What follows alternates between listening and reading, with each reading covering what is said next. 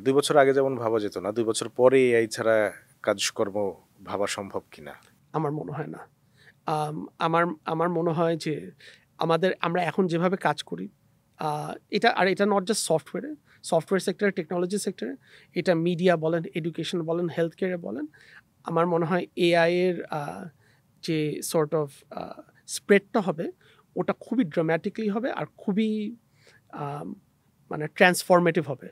আম আমি আমি একটা উদাহরণ দিয়ে যদি বলি, যে ধরেন এখন আমাদের আ আ ঢাকার বাইরে বা গ্রামগঞ্জে মফস্বলে যখন কারো কোনো স্বাস্থ্যসেবা প্রয়োজন হয়, তারা ইউজুয়ালি এখন কি করে? তারা ঢাকায় আসে বা কোনো শহরে যায়, ইউজুয়ালি ঢাকায় আসে। রাইট? ঢাকায় এসে ওই স্বাস্থ্যসেবাটা আ ওই ওইটা আ ওইটা আরকি নেওয়ার চেষ্টা করে। আর স্বাস্থ্যসেবার মানও আমি বলব না যে আ সবচেয়ে উন্নত আমাদের দেশে, ইভেন ঢাকায়। কিন্তু আপনি ইমাজিন করেন যে প্রত্যেকটা মফস্বলে একেকটা করে ডায়াগনস্টিক সেন্টারের মতো আছে, যেখানে হিউম্যানসরা আছে, মানুষরা আছে, কিন্তু তাদের মূল অবজেক্টিভ হলো গিয়ে পেশেন্টকে এআই এর সাথে কথা বলতে সহায়তা করা।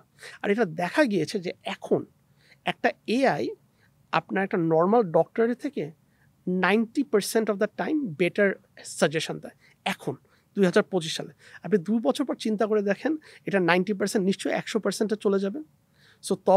আমি যে এক্সাম্পলটা বলছিলাম, আপনি যদি গ্রামগঞ্জে বা মফস্বলে থাকেন, আপনার ঢাকায় তখন আসতে হচ্ছে না। আপনারা যদি কোনো একটা জাস্ট কিছু দেখাতে চান, যে আপনার হয়তোবা হাতে একটা র‍্যাশ হয়েছে, আপনি যাবেন একটা ডায়াগনস্টিক সেন্টারে, আপনি স্ক্যান করবেন, আর এআই বলে দিতে পারবে যে আপনার র‍্যাশটা কি, কতটা সিরিয়াস, কোন ওষুধ খাবেন, কি খাবেন।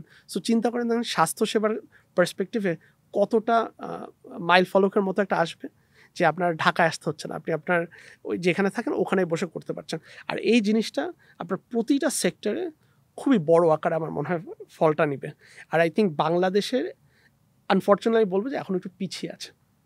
আই থিংক আমরা এখনো পুরাপুরি করতে পারিনি যে আসলে এটা কত বড় একটা চেঞ্জ আসছে। আ আই থিংক আমরা এখনো বলব না পুরোপুরি late, but I think we are very late. আপনি যদি ইন্ডিয়ায় দেখেন বা আমাদের সাউথ ইস্ট মালয়েশিয়ায় দেখেন, ওই তুলনামূলকভাবে আমরা বেশ পিছিয়ে।